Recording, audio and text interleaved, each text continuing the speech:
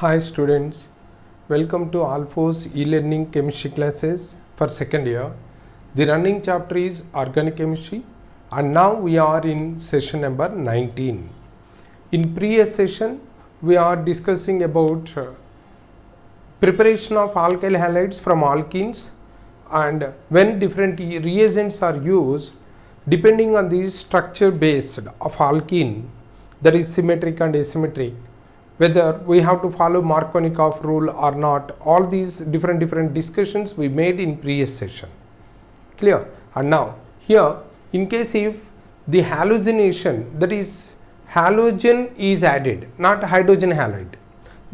When we are using halogen as the reagent, what will be the product from alkenes and what are the stereochemical aspects that are involved in this formation of alkyl halides. That is, either it may be of automatically when we are of using halogen, it should be dihalide because both the two halogen atoms will be added. And what will be the mechanism, how it will happen, and if there is any stereochemical interest, what is that stereochemical aspect, all these we have to discuss, and thereafter we can go for preparation of alkyl halides from alcohols. Clear? And now let me give the halogenation of alkene with halogens. Say for example, if it is CH2 double bond CH2, any halogen is added in neutral solvent, that is non-polar solvent like CCl4. This halogen will be added to this double bond forming weak dihalide. Just you remember, it is vicinal. Weak dihalide will form. And just now let us consider the mechanism, what is happening. In this case, first of all, when it is CH2 double bond CH2, one of the halogen atom will get into electrophile and it is it is nothing but because this pi bond is attacking on this halogen atom, thereby it releases the electron to the other. Here we are considering, that is CXC, like this. It is nothing but halonium ion because here halogen will get positive, because this positive halogen atom when coming to this, it will take the electron and from this one and it will donate the electron to the other one. So taking electron, donating the electron, net result is again the same charge will retain. This is known as halonium ion. Just you remember, halonium ion is formed in the dihalogenation of alkene. That too, it is forming halonium ion as tri-membered ring. Tri-membered ring because two carbons and one halogen. Clear? And next, now the second halogen atom will attack on one of these two carbons. And here just you observe, when this is present on this side, automatically this halide ion will be of attacking on the other side. This is nucleophile. Already the first added one is electrophile. So it is slow step, and in this slow step the electrophile is added. Hence it is electrophilic addition. No doubt at all. It is electrophilic addition because in slow step electrophile is added. And now the nucleophile is adding to this carbon or to this carbon, but you remember just opposite plane where this halonium ion is present. Always like that, because on the same side there is steric factor that repel the incoming. Steric factor means bulkiness. That bulkiness prevents the approach of this halide on the same side. Thereby it is now forming this X this side. When it is attacking this, it will go back the electrons, and now this is forming X on the other side. This type of addition, just you remember, is known as anti-mode of addition because one side one halogen atom, on the opposite side another halogen atom. Both these two are added on the opposite sides. That is known as anti-mode of addition. And because this anti-mode of addition is of having some sort of stereochemical interest, That's why we have to see that what is anti-mode of addition and how it happened, and what are the consequences of this anti-mode of addition when it is added to any stereoisomer. That what we have to discuss. Just the mechanism is like this. First of all, electrophile is added forming halonium ion, and then nucleophile is added in anti-mode. Clear? And now we are considering only one asymmetric alkene, or simply we are taking the alkene. Now the stereochemistry of this interest is, but actually I think in junior inter you might studied about this stereochemical interest, but being the video lecture I am giving the salient feature of that stereochemistry of this addition. Stereochemistry of electrophilic addition. Here this alkene what we are considering, say for example if it is a stereomer, alkenes are nothing but geometrical isomers. Just you remember, geometrical isomers, because it is alkene. When unsaturation present, automatically the stereomerism that is present in unsaturated compound is geometrical isomerism. In geometrical isomerism, the alkenes can exist in two geometrical forms, that is stereomeric forms. One is nothing but cis. This is cis form, as you know. And now let us consider the other one, that is nothing but anti form. Now you observe, when the same groups are present on the same side of the double bond, it is cis, and when they are present on the opposite side, they are trans. Simply. Clear? And now when it is undergoing hallucination, just for example bromination, already it is hallucination. This bromination or hallucination is anti-mode of addition. Already it is just now in reaction mechanism we observed. Because of halonium ion formation, the same side attack of the halide ion as a nucleophile is not possible because of steric factor. Here, that's why it is always taking anti-mode of addition. And in case of anti-mode of addition of hallucination, that is bromination, always it is taking only in anti-mode. After addition of this halogen to this alkene, we are getting saturated compound like this, CH3, one side bromine, hydrogen like this, or it may be of happening like this.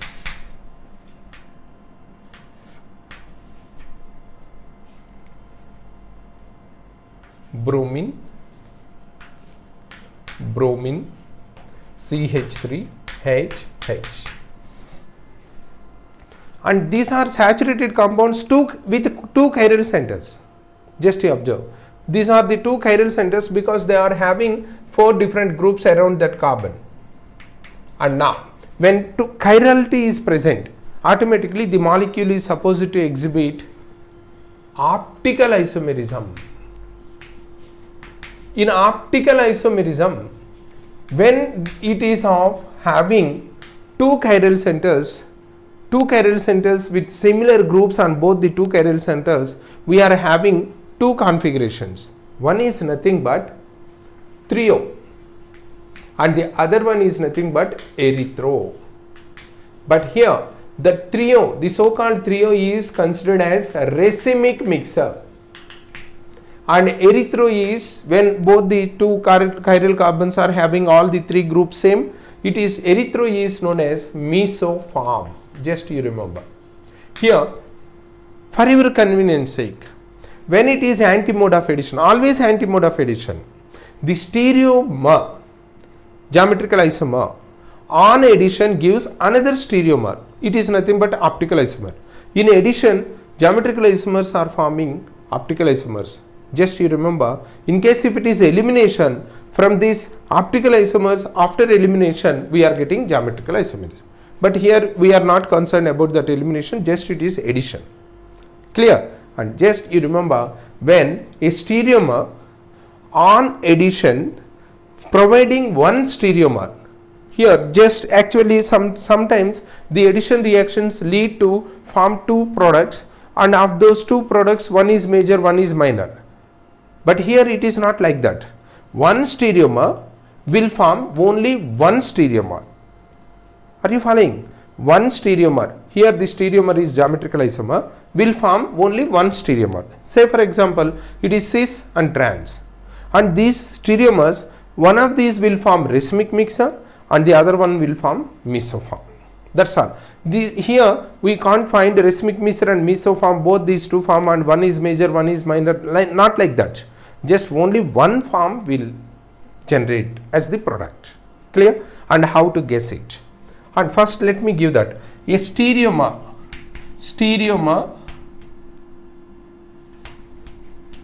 on addition giving only one stereomer, not both, one stereomer, such type of reactions are known as stereoselective.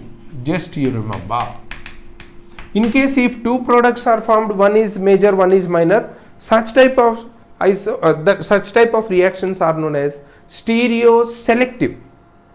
But here it is, here stereo specific.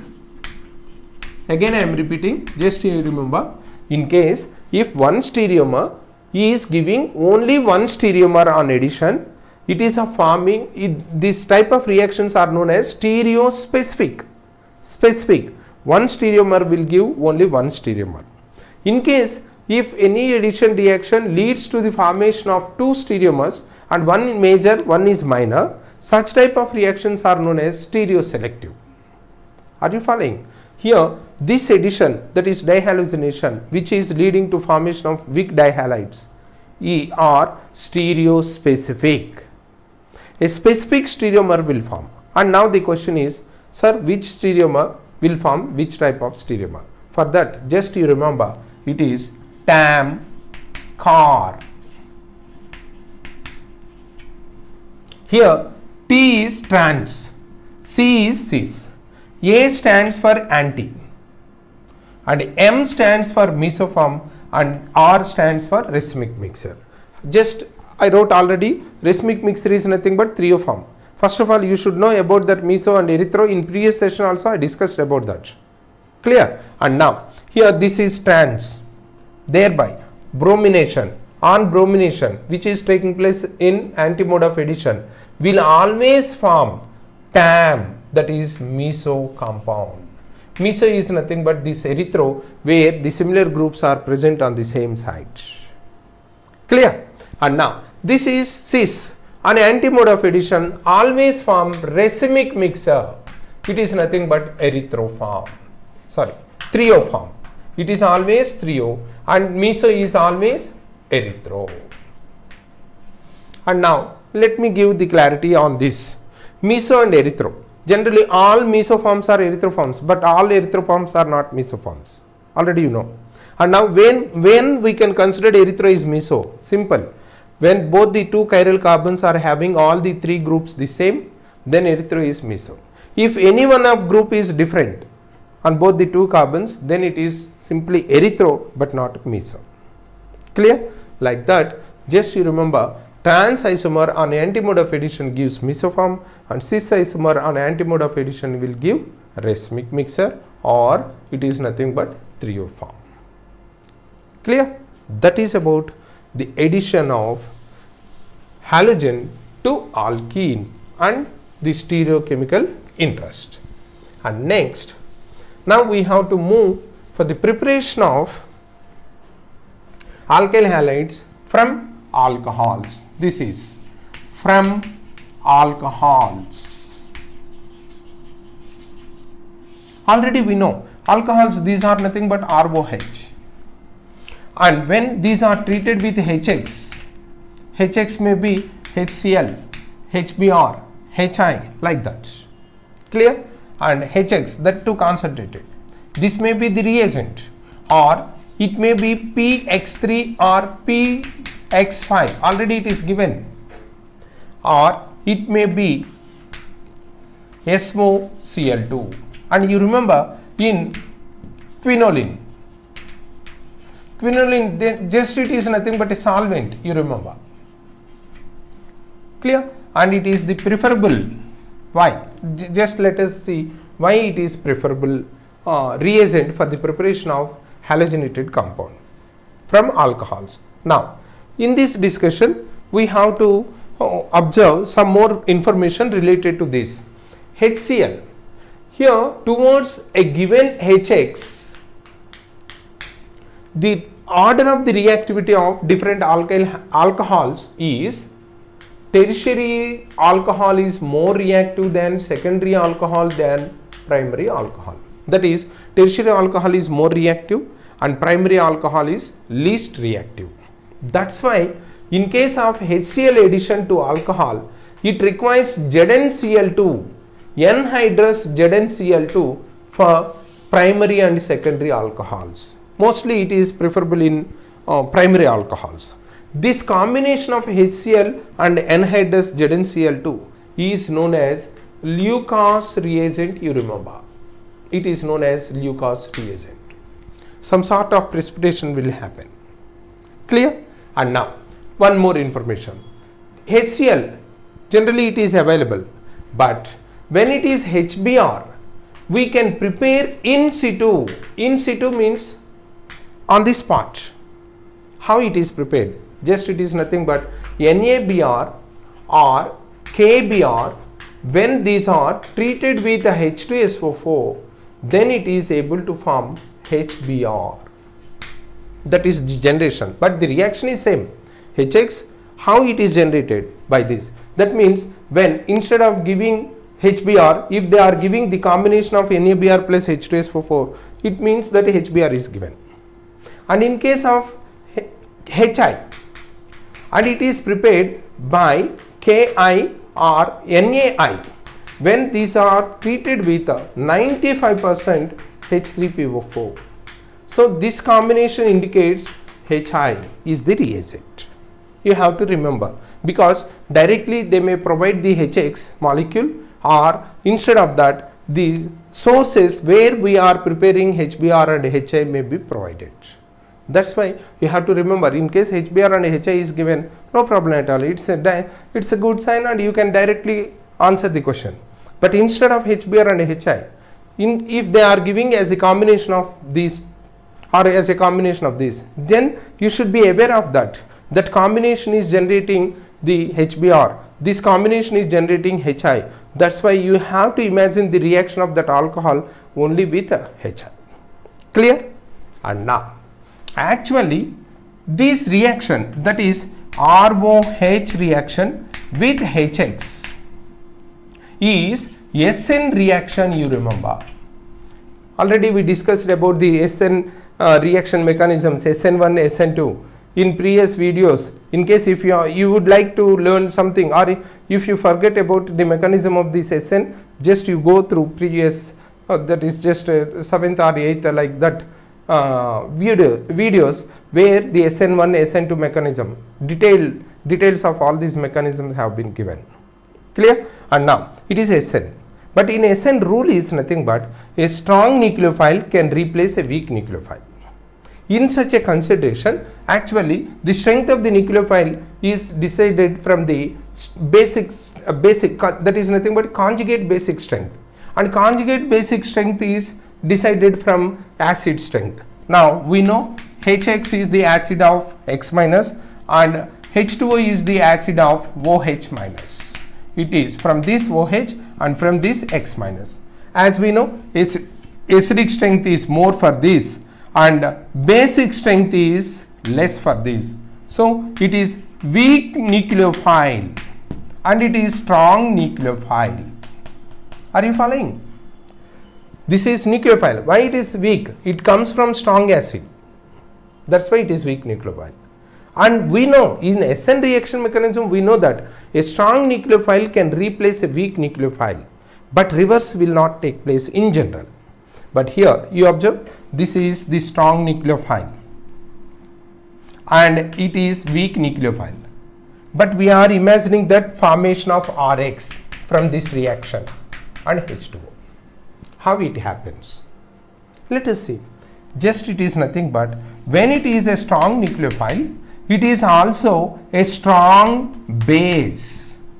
That is relativity. It is not a base. If it is base, elimination will create it, but it is not like that. When compared to X minus, which is a weak nucleophile, OH minus is strong nucleophile. When it is strong nucleophile, if we are comparing the basic strength, then it is strong base.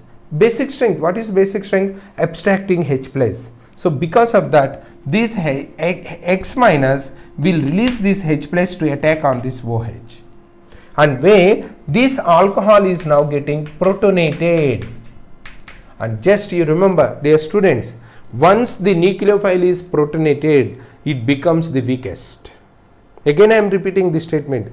Once any nucleophile is protonated, immediately it will lose its strength and it becomes the weakest. Here, after the protonation, before protonation OH minus is strong, no doubt at all. Then it is unable to replace. But once it is protonated, now it becomes weak, and when it becomes weak, this X minus is able to replace this, and thereby we are getting Rx plus H2O. Like that, in the preparation of alkyl halide from alcohol, a protonation technique has been used. It is SN reaction, but strong nucleophile is replaced by weak. Ultimately, how it happens? In this replacement, this strong nucleophile is protonated where it becomes weak, and from that we are able to replace. Like that it will happen. Clear? And altogether here what you have to remember is, any nucleophile when it is strong, if it is getting protonated, it becomes the weakest. Clear? That is the reason why it is replaced. And HX is formed like that. Clear? And now let us go for the PX3, PX5 as the reagents for the preparation of alkyl halides from alcohols. Just you remember, when it is ROH, PX3, PX5, just you remember, PX5 is possible only from chlorine.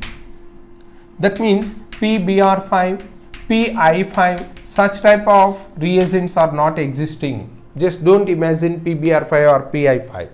PX5 means only PCl5. Clear? And PX3.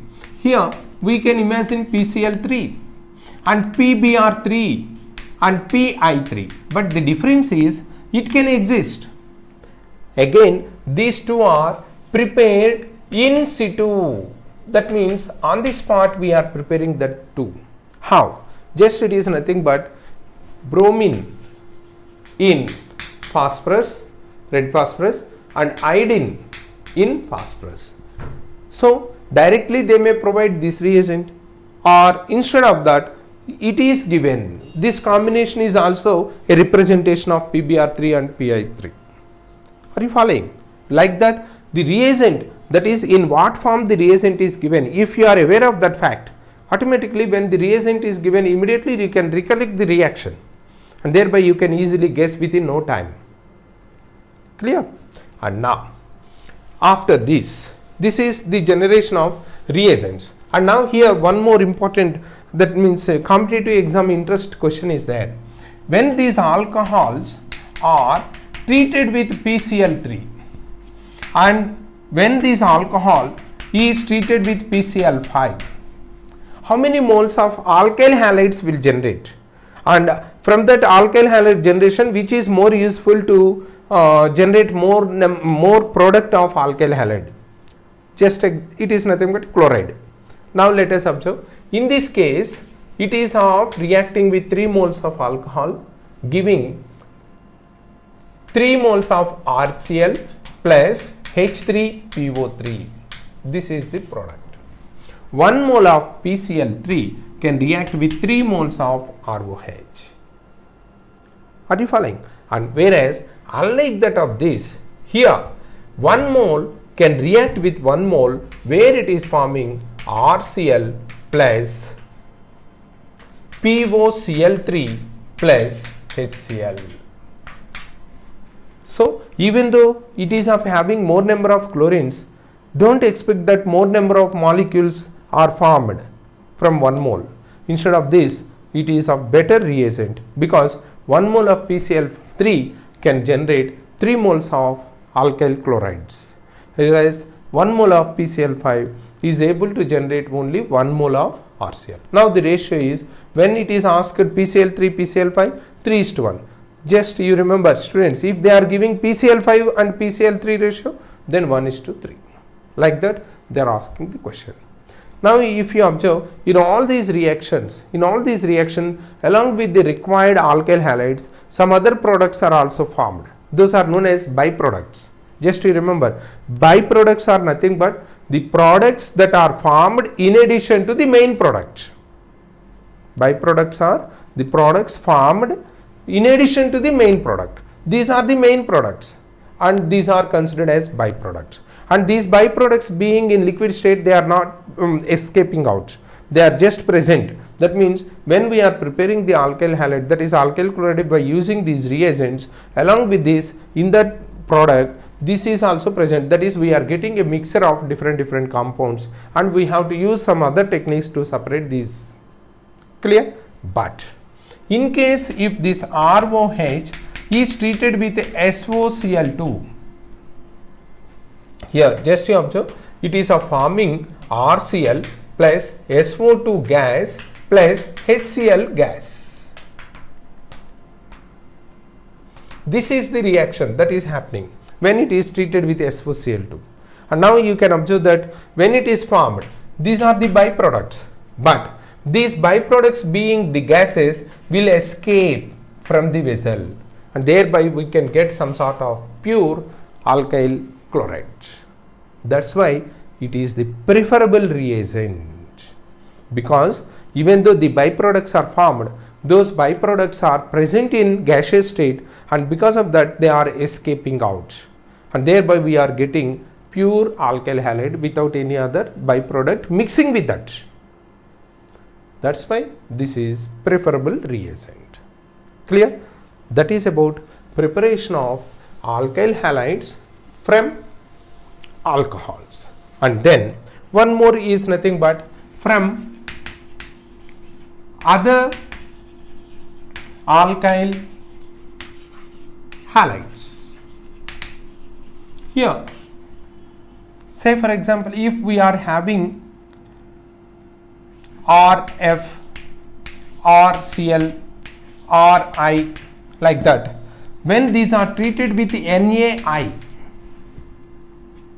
when RBr also, when it is treated with NaI, okay, we need not take this, because RF is, it is of aggressive, and it is, when it is formed, it is of taking some sort of vigorous action. Vigorous action means sometimes it may be blast. That's why we are not concerned about this. These three, when they are treated with NaI, in dry acetone, these halogen atoms, or this is RCl and RBr, when treated with NaI, these chlorine and bromine are replaced by iodine, where they are forming Ri plus NaCl or RCl or RBr. These two will be replaced by iodine. That is, these two, chloride and bromine, are replaced by iodine, and thereby the product, when Cl is replaced by iodine, it is generating NaCl. When bromine is replaced by iodine, it is generating NaBr. And now the purpose of dry acetone is nothing but only to absorb these byproducts, or else it may be a reversible reaction. So once it is establishing a reversibility, to make the forward reaction favorable, as per Le Chatelier's principle, we have to remove these byproducts immediately when they formed. For that purpose, we are using dry acetone. Just you remember, RCl or RBr when treated with NaI. So higher halide is replacing lower halogens. Higher halogen atom is replacing lower halogen atoms. This reaction is known as Frenkel's reaction.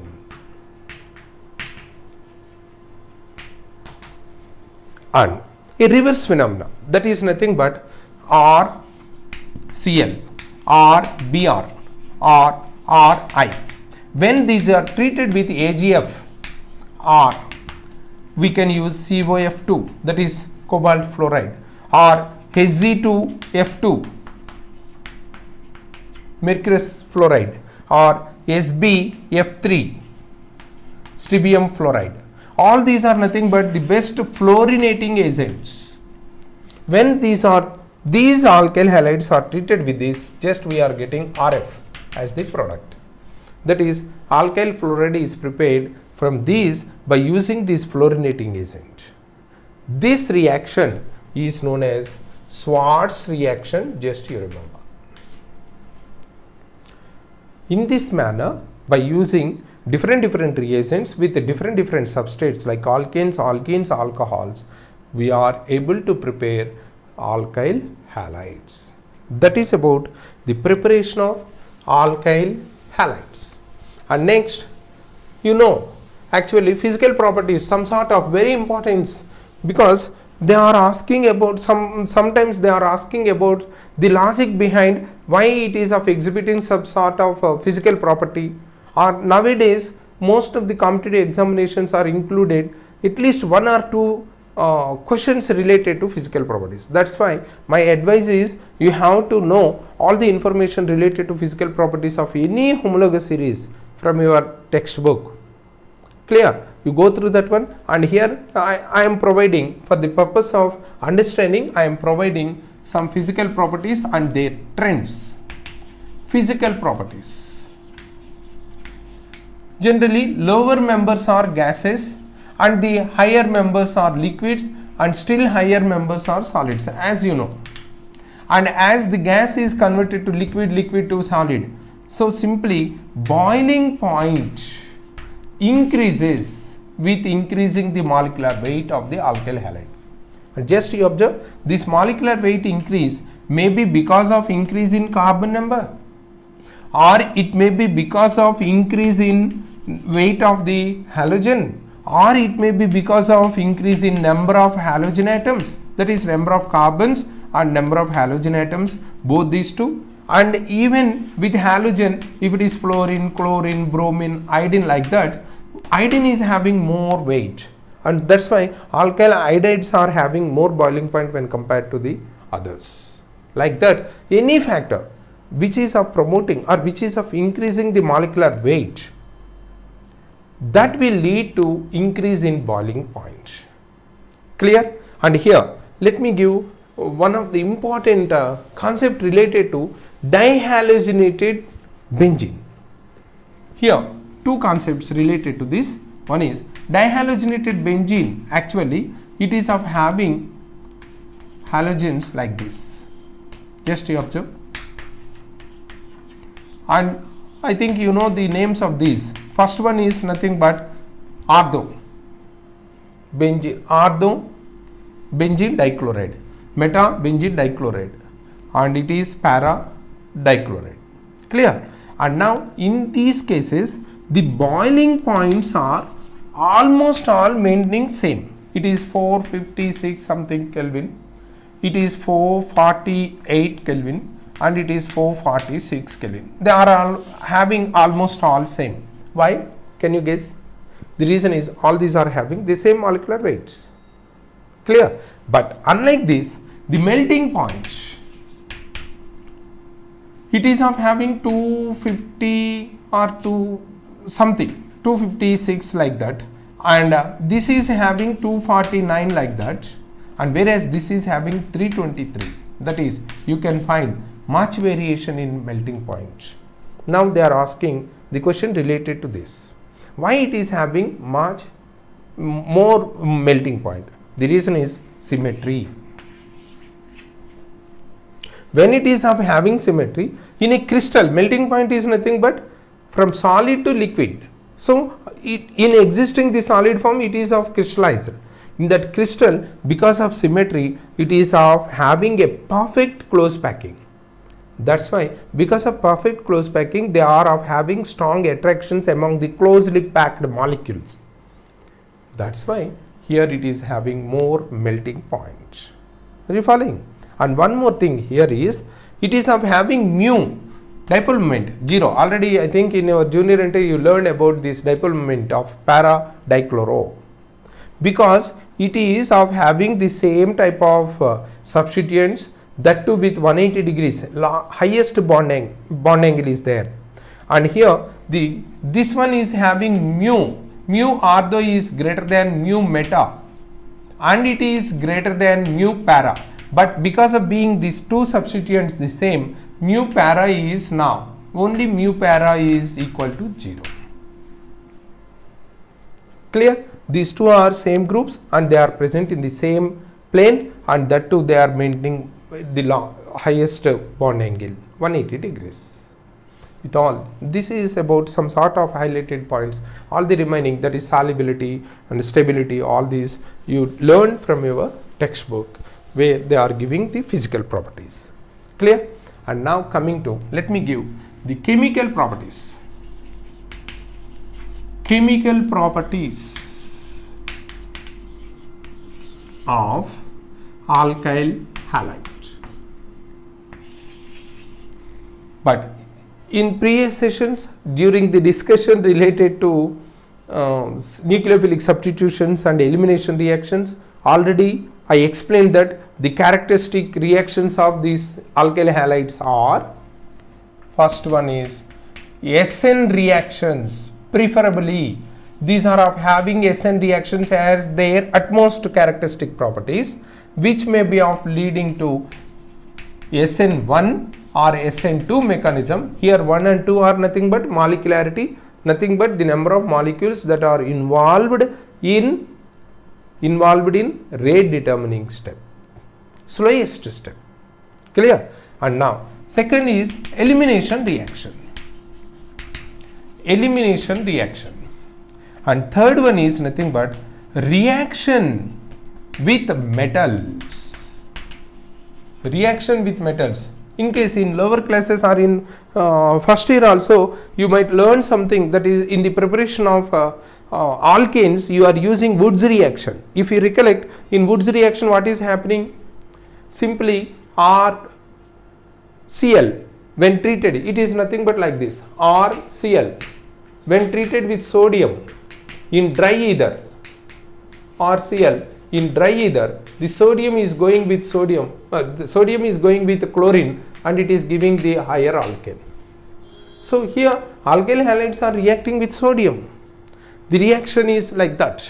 So such type of reactions, it is nothing but the best example for reaction with metal is with sodium metal in dry ether. Just you remember, in dry ether only it is forming alkane. If it is of aqueous ether or hydrated ether, then the product is not alkane, it is alcohol. Okay, in coming days we will learn about that. You need not worry. And now coming to this, as in previous session, here also I am going to provide you the reagents, because already here elimination is either E1 or E2, and for the mechanism of SN1, SN2, even E2, my sincere advice to you all students, you have to go, in case if you are already thorough with that mechanism from that video classes, then no problem at all, you can easily guess the products. But if you are not thorough with that one mechanism, again my suggestion is you have to go through that video, because only when it is explained in detail in the beginning, here it is easy job to you to learn. That's why I am already discussed about that mechanism, different types of mechanism that involved in these substrates. So here I am going to provide you the reagents that can create a SN mechanism, or that can reagent the elimination. That's all. I am not going to provide any reaction mechanism. If you would like to learn the reaction mechanism, already the videos are there in our All4 e-learning channel. You go through that. Clear? And now let me give the different reagents. Here reaction with metal is nothing but sodium in dry ether. That is the only reagent you can. And in case of elimination, already in elimination reaction mechanism we learned in our syllabus, we are having only two eliminating agents. One is alcoholic KOH or NaOH. This is one of the reagent, alcoholic, you remember. and the second one is nothing but KNH2, soda potassamide or sodamide, NaNH2. So when this one or this one, if any one of these reagent is given, just you have to imagine the reaction is nothing but elimination. In that elimination, dehydrohallucination will take place. Dehydrohallucination, that may be E1 mechanism or E2 mechanism, and in case of any two alkene formation is possible, then you have to recall the Sage's rule. All these details you are having in your elimination mechanism video. Clear? And now SN. For SN, just reagent. Here what you have to consider is nothing but, in case of SN reaction, when reagent is present, how this reagent is split to generate the nucleophile. That much you have to. So once it is given, say for example Rx is there, and with this one H nucleophile is there. If you know H or some other, whatever it may be, this nucleophile, just what you have to write here is this nucleophile is replacing X, thereby you are giving RNU plus HX. That means once the nucleophile in the reagent is known, you have to replace the X with that reagent, that nucleophile. That's all. And now let me give them some reagents. It is nothing but reagent. Here I am providing the reagent, and what is the nucleophile from that. That much of information I am giving. Just you consider this reagent and you can take any of the alkyl halide and replacing that X with this nucleophile. Clear? And it is aqueous NaOH or KOH. Do you know? The reagent nucleophile is OH. And in case if it is H2O, here also OH minus. If it is NH3, the reagent, and it is NH2 minus. But just you remember, it will be NH2 minus from KNH2 is nothing but eliminating agent, but it is of liquid ammonia. That means NH2 is here with protonation. That's why it can behave only as nucleophile. And then we can use HCN. Here CN minus is the nucleophile. And KNO2. Here ONO is the reagent, nucleophile minus. And AgNO2. And in this case, it is NO2 minus is the nucleophile. Clear? And now, if it is KCN, CN minus, and if it is AgCN, AgCN is given, then NC minus is the nucleophile. If it is of CH3, COO, AZ is given, then CH3COO minus is the reagent, that is nucleophile. Just with these different reagents, when we are making this Rx to react, that X is replaced by these respective nucleophiles. Clear? In next session, we will go for each and every one we can write. We need not write actually. Okay, anyhow, in the next session, I will make some reactions by using different reagents and their formation. But I am not going to explain any reaction mechanism, just you remember. That's why at least by next class you have to go through that videos and you should acquaint yourself with that subject. Clear? Thank you.